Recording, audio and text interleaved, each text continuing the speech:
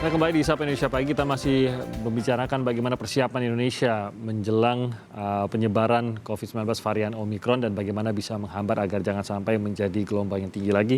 Kita masih bersama Dr. Nadia dan juga Pak Melki dan juga Mas Arief di sini. Saya ke Dr. Nadia terkait dengan bagaimana pendeteksian dari varian Omikron ini.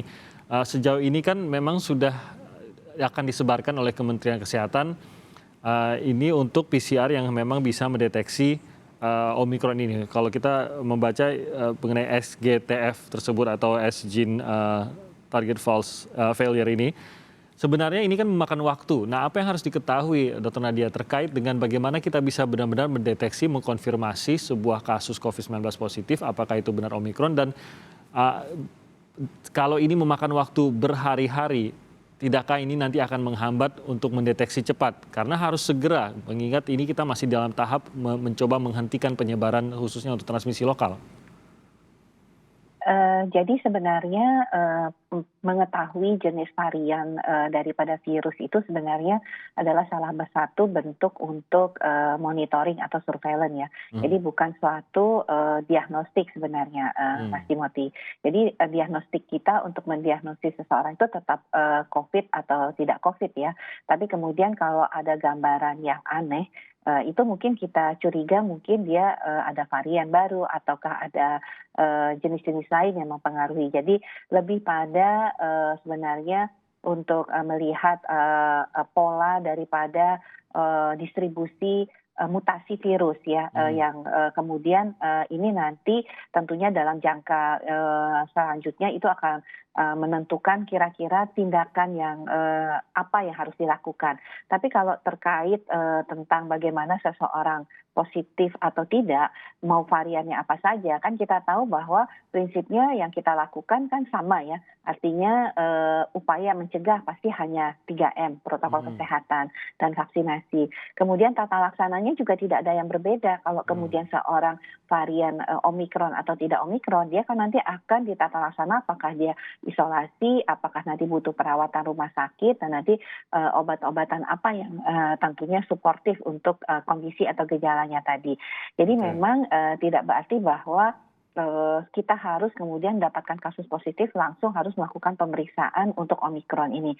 Pemeriksaan Omikron ini lebih untuk bagaimana secara aspek kesehatan masyarakat memonitor mutasi dan mengetahui pola apa yang terjadi di suatu daerah kalau terjadi perbedaan-perbedaan tiba-tiba misalnya kasusnya meningkat begitu ya, atau kemudian tadi Mas Aik sampaikan biasanya anak-anak tidak bergejala kok tiba-tiba anak-anak ini banyak yang tertular. Nah, jadi hal-hal seperti ini ya.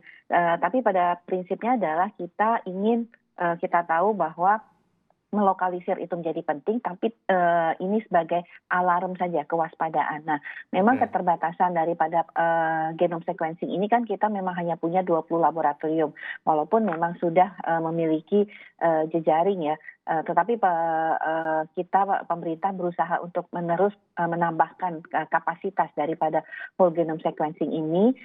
Selain itu juga ada penambahan sebanyak 15 alat pemeriksaan untuk SGTF tadi. Karena kalau SGTF tadi kan screening cepat untuk mengetahui ataupun melalui pemeriksaan tertentu kita bisa mendeteksi ya pendekatan bahwa kalau kemudian dengan SGTF ini kemungkinan varian Omikronnya itu lebih besar. Jadi dia kita sebut sebagai probable Omikron. Tapi tetap harus dikonfirmasi dengan genome sequencing.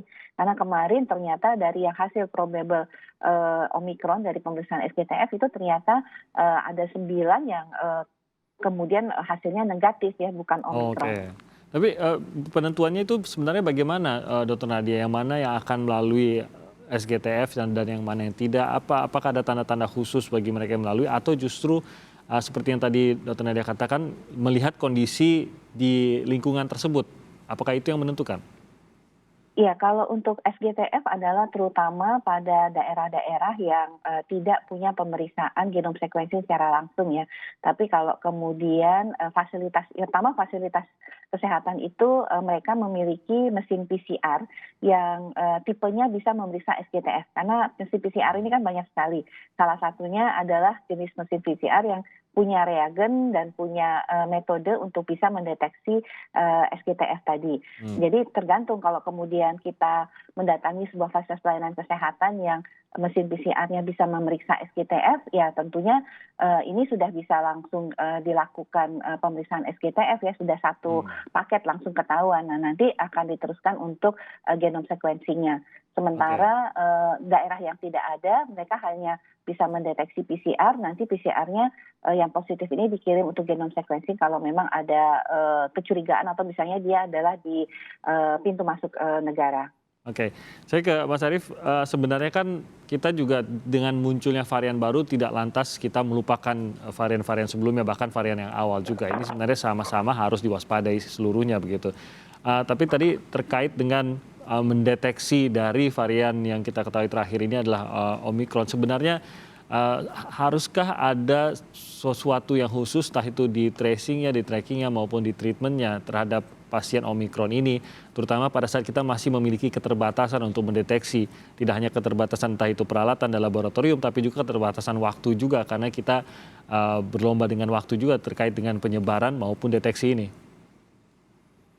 Ya, saya setuju dengan apa yang disampaikan Bu Nadia tadi ya, bahwa apapun variannya sebenarnya, kalaupun misalnya Omicron ini kan SGTF dan seterusnya ini kan hanya untuk deteksi dini untuk jenis variannya. Tetapi yang penting misalnya seperti antigen itu kan juga masih bisa dengan cepat menunjukkan bahwa COVID positif atau tidak misalnya. Baru kemudian PCR secara umum juga bisa seperti itu.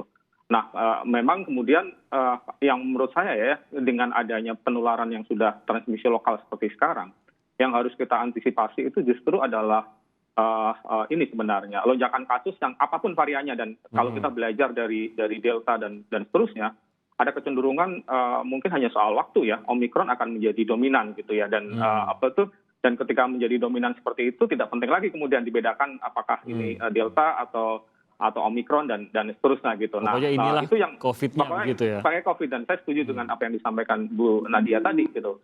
Yang penting bagaimana kemudian tata laksananya dan seterusnya. Jadi mungkin masyarakat sudah harus disiapkan gitu bahwa Omicron ini sebenarnya kan memiliki dua sisi ya. Yang satu sisi tadi bahwa dia memang sangat jauh menular, bisa melakukan reinfeksi, tetapi kan sebenarnya ada blessing in disguise-nya, yaitu dia cenderung lebih rendah misalnya risiko keparahannya gitu. Dan ini secara tidak langsung sebenarnya jadi booster juga bagi orang yang terinfeksi Omicron misalnya. Kan salah satu pelindungan yang terbaik itu kan kekebalan yang didapatkan dari infeksi dan vaksin ya misalnya. Dan dengan kalau misalnya varian Omicron sekarang ini dianggap lebih rendah keparahannya, sebenarnya ini secara tidak langsung memberikan peluang untuk terjadinya mengarah kepada endemi. Cuma seperti yang saya sampaikan tadi, harus benar-benar dijaga biar kasusnya itu tidak melebihi kapasitas fasilitas kesehatan kita, sehingga resiko kematian kemudian tidak meninggi. Jadi kalau saya dalam tahap sekarang kita harus menyiapkan masyarakat untuk menerima kenyataan bahwa memang Omicron mau tidak mau mungkin akan menjadi varian yang kemudian dominan ya kalau lihat situasinya. Dan itu mungkin tidak penting lagi kemudian pada akhirnya dibedakan. Kalau untuk penanganannya ya tidak penting lagi dibedakan apakah itu Omicron maupun tidak gitu. Tapi yang jelas kalau saya bahwa penggunaan antigen yang lebih cepat dan seterusnya itu masih bisa dipakai untuk deteksi dini ya, selain kemudian memperbanyak PCR dan mempercepat hasil, itu menjadi salah satu kunci penting sebenarnya. Kalau memang ada kemungkinan terjadi peningkatan, katakanlah kita tidak sampai menjadi sebuah gelombang, dalam jangka waktu berapa lama ini yang harus kita perhatikan, Mas Arief, peningkatan itu terjadi, dan kita anggaplah penanganannya cukup baik karena kita sudah siap menghadapinya setelah berpengalaman dari Delta dan lain-lain? Ya, kalau lihat dari data di negara lain ya, sejumlah negara itu mengalami lonjakan kasus COVID itu pecah rekor dibandingkan varian-varian sebelumnya gitu. Banyak negara menunjukkan bahwa ketika Omicron ini kemudian sudah transmisi lokal, karena kecepatan penularannya bisa sampai 4-5 kali dibandingkan Delta misalnya, itu dalam waktu yang cepat itu bisa naik dengan sangat signifikan. Tetapi ini juga kan dipengaruhi juga kan, misalnya tingkat mobilitas dan perilaku warga gitu, yang akan mempercepat atau bisa menahan laju penularan gitu. Nah, di sini pada titik ini menurut saya ya, kalau saya pada peran bahwa masyarakat bisa berperan juga sangat signifikan untuk menekan atau mencegah biar kasusnya ini tidak melonjak secara tiba-tiba gitu. Sehingga misalnya ketika ada kenaikan kasus, itu masih bisa terantisipasi gitu oleh fasilitas kesehatan kita. Itu sebenarnya kunci pentingnya sebenarnya. Oke, saya terakhir ke Pak Melki, kalau memang kita akan melihat lonjakan, tentu saja kita tidak ingin, tapi Omikron sudah ada di Indonesia dan kita tahu bahwa penyebarannya begitu cepat, seperti dijelaskan Mas Arief tadi, bahkan 4-5 kali dari Delta. Memang fokus kita seharusnya pada saat ini selain memang mencoba menyaring mereka yang datang ke Indonesia, memang di fasilitas kesehatan ya Pak Melki, dan kesiapannya apakah akan ada pantauan juga mengenai kesiapan kalau memang sampai terjadi gelombang yang seperti yang pernah kita alami? Ya, menurut kami begini ya, Omikron ini kan masih baru ya, dan sekali lagi menginginkan kita coba keterangan yang baik pada publik sehingga kita bisa menerima cepat. Karena saya mendengarkan dari teman-teman juga yang kebetulan mereka lagi ke luar negeri dan ada di beberapa daerah yang pusat Omikron ini, itu memang penanganannya mereka dilakukan profesional. Nah, jadi kata profesionalnya menjadi penting karena harus ada penyelesaian masyarakat terhadap Omikron ini. Nah, dalam hal ini sebenarnya kalau kita lihat bahwa Omikron ini itu dia memiliki kecepatan penularan, tapi di satu sisi ternyata tingkat keparahan itu tidak seperti Delta misalnya, itu penanganannya berbeda. Nah, dalam rangka melibatkan masyarakat ini, sejauh data klinis yang kita miliki ini, tentu penjelasan kepada publik terkait dengan Omikron ini menjadi penting. Nah, yang kedua juga tentu kami berharap ada yang tadi kami sampaikan bahwa dapat mungkin pesan-pesan dari pemerintah, pesan-pesan dari para peneliti, epidemiolog juga berikan pesan-pesan edukatif dan membuat mereka juga bisa terlibat dalam rangka pencegahan maupun penanganan. Saya masih ingat betul dulu kan kita sekarang ini saya tahu bahwa kita masih mungkin agak mengantisipasi sangat serius soal Omikron. Tapi kalau di lokal sudah terjadi tanpa kita lihat bertemu dengan atau bukan menjadi bagian dari imported case ya, yang terhubung dengan internasional, karena masih harus dilihat publik juga bagaimana kita tanpa harus tahu bahwa dia Omikron atau tidak, bagaimana mulai juga mengakses orang mulai bisa ditangani pada tempat baik itu karantina mandiri ataupun nanti akan dibalik karantina terpusat.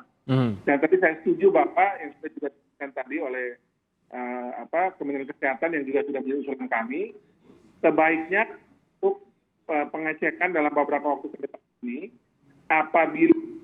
apabila ada yang positif kemudian tes negatif pada waktu tersebut, mesti ada tes ketiga. Jangan kejadian kayak itu, tes pertama positif, dia tes kemudian kedua negatif, langsung pulang, ternyata dia positif dan Omikron pulang. Nah, jadi pengecekan itu yang sudah juga kami usulkan dan sudah diputuskan juga saya kira baik sekali, itu harus 3 kali. Ya, apabila ada yang positif atau yang pertama negatif, yang kedua positif atau negatif, berarti satu-satu ya, ada negatif, masih ada pengecekan ketiga. Dan memang labnya itu harus di lab yang kalau kita punya lab secara umum itu kan untuk urusan PCR kan itu banyak sekali. Nah, terkait dengan Omikron ini menurut saya Kemenkes harus memberikan standarisasi lab. Jadi lab-lab mana saja dirujukan untuk varian Omikron ini itu ditunjuk atau memang kriteria tertulis saja Bu Nadia. Jadi tertulis di lab mana saja sehingga orang bisa nyari di tempat tersebut apabila dia ada di lokasi yang berdekatan dengan lab tersebut. Nah, apabila labnya jauh, menurut saya juga KBG juga itu menjadi bagian dari tugas kita melalui Balitbangkes untuk ada indikasi ke arah Omikron bisa kita tangani. Dan terakhir Mas Timothy, menurut kami sekarang ini adalah waktunya untuk juga melibatkan semua perangkat pemerintah atau satgas yang menangani COVID di tingkat daerah-daerah bersentuhan langsung dengan termasuk internasional. Jadi selain Soekarno, semua bandara internasional, semua pelabuhan laut internasional, semua jalur darat yang selama ini juga orang berlintas itu dengan sepanjang hari atau setiap hari, nah itu masih harus diajak untuk mulai lebih dengan Omikron ini. Ini adalah batas negara dan bukan cuma udara, tapi juga laut dan daratnya masih dilibatkan juga pemerintah daerahnya. kemudian juga TNI Polri di situ, Dinkes setempat, dan juga tentu para organisasi swasta seperti Mas Arief juga aktif dalam penanganan COVID masih ada di tingkat batas negara. Baik, Pak Melki, sedikit saja terakhir komentar Anda tentang rencana menggunakan micro lockdown untuk menghambat penularan Omikron ini. Ya, ini sama dengan kita tidak lagi melihat yang bukan Omikron ya, karena Omikron ini memicu percepatan penularan. Bisa jadi nanti dia bertemu dengan kasus yang bukan lagi cuma Omikron saja, tapi bisa jadi mungkin dia dengan Delta dan seterusnya ya. Nah, sehingga memang micro lockdown ini, walaupun juga masih jadi perdebatan, saya lihat beberapa epidemiolog juga ada yang meminta untuk jangan, kami setuju untuk dilakukan karena lebih baik kalau memang ada daerah yang terkena micro lockdown ini untuk segera membatasi pergerakan di daerah tersebut, sehingga tidak memperluas penularan dan juga membuat di tingkat lokal juga semuanya bisa mulai sekarang ada dan mulai mengaktifkan posko-posko lokalnya untuk mengantisipasi hal semacam ini. Oke, baik. Terima kasih Pak Melki. Terima kasih semuanya yang sudah hadir dan berbicara pada pagi hari ini. Dr. Nadia, terima kasih. Pak Melki, Mas Arief juga terima kasih. Sehat-sehat, semoga terus dalam bertugas. Selamat pagi. Selamat pagi.